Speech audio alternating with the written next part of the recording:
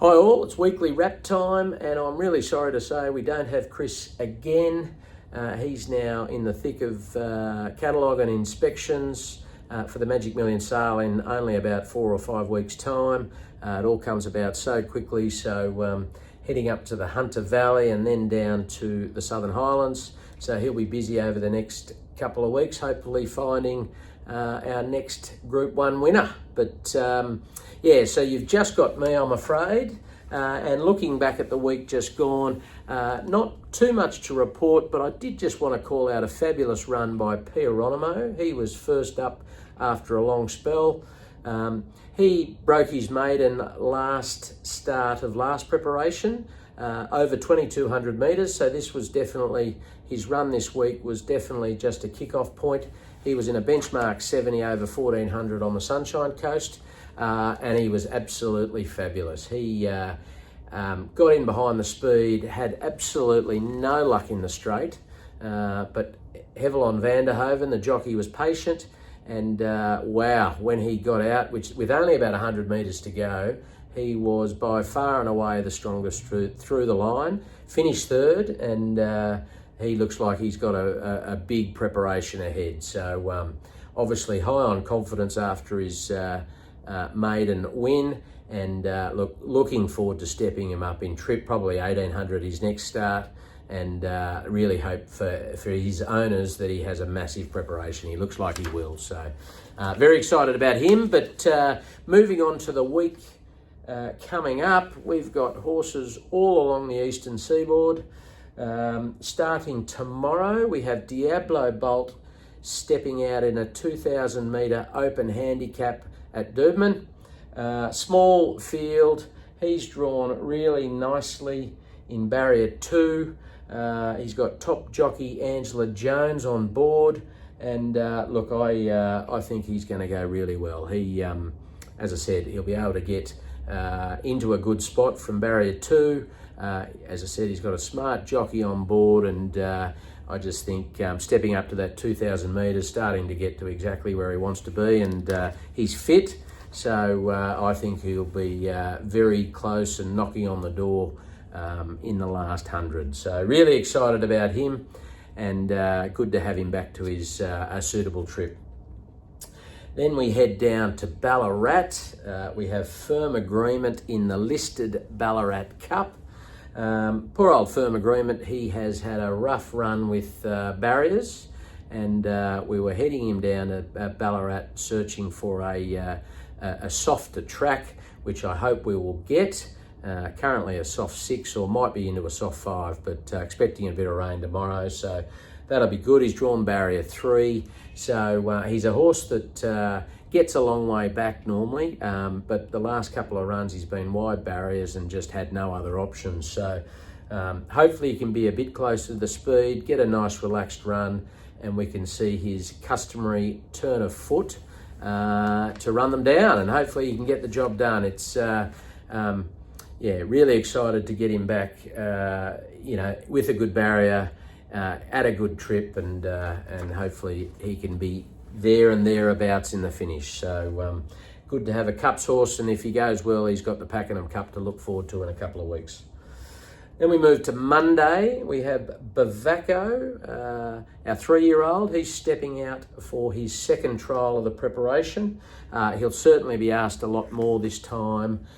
It was a quiet trial last trial, and we're looking to get him to relax. It's been a work in progress for him, but hopefully he can relax, and then we can see a turn of foot in the last couple of 100 metres.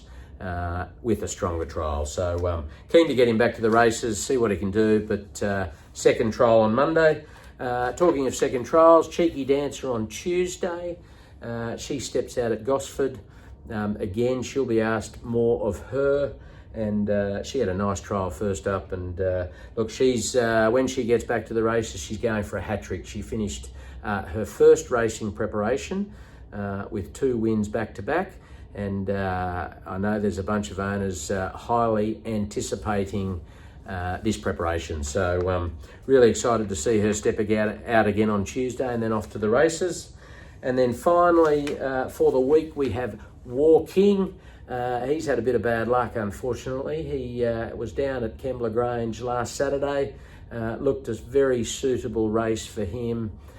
He was a shortish favourite, and I think all but races 1 and 2 were abandoned because there was a fire on track, and then they lost power. So he had a big long day down there, and then we've been trying to find the best race for him. So he's been nominated now for a 3-year-old super maiden over 1400 next Thursday.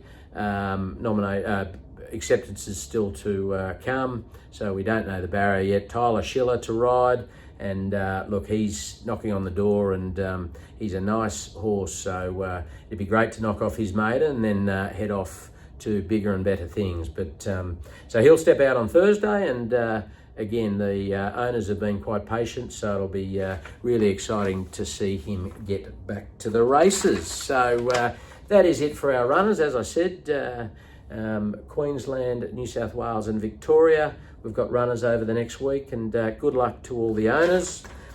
Moving on to red hot tip time.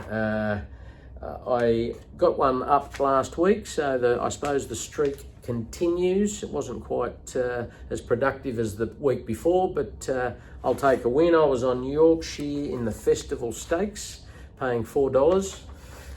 But hopefully, I've got a cast of thousands. Chris hasn't submitted anything to me today, so I've put in 6. So bear with me. I'm across 3 states as well.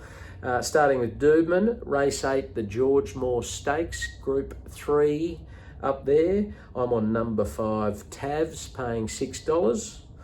Then we move down to Ballarat, race 7, the Benchmark 100. I'm on number 9, Carbonados, paying $3.50. Across to Ascot, it's Group 1 Northerly Stakes Day. I'm on, firstly in race 8, the Towton Cup. I'm on number 9, First Encounter, paying $10, so have a look at that each way.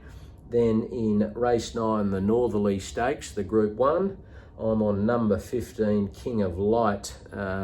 Got him up last start and looking to get him up again. He's quite short, he's $2.50, very lightweight, and these 3-year-olds have won this race plenty of times, so with the very lightweight. So have a look at that.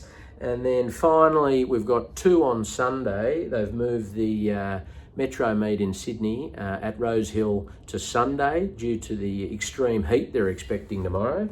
So I've got 2 there. I've got race 8, the Benchmark 94, number 2 Winchat, paying $8.50, so you can look at that each way. And I said I only had 2, I've got 3.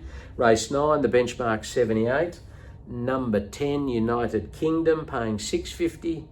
And finally race 10, the Benchmark 78, number 14 Silvanito, paying $12. So look at that each way as well. And hopefully we can get something there. As I said, cast of thousands, but we don't have Chris, so I'm hoping I can get a few up for you. So anyway, guys, that is it. Next week you will have Chris. He'll probably be doing it from the Hunter Valley. I'll be up in Hong Kong for the big Hong Kong race meet, and I hope to be giving you my tips from up there. But anyway, have a great weekend. Keep out of the heat if you can, and we'll see you next week.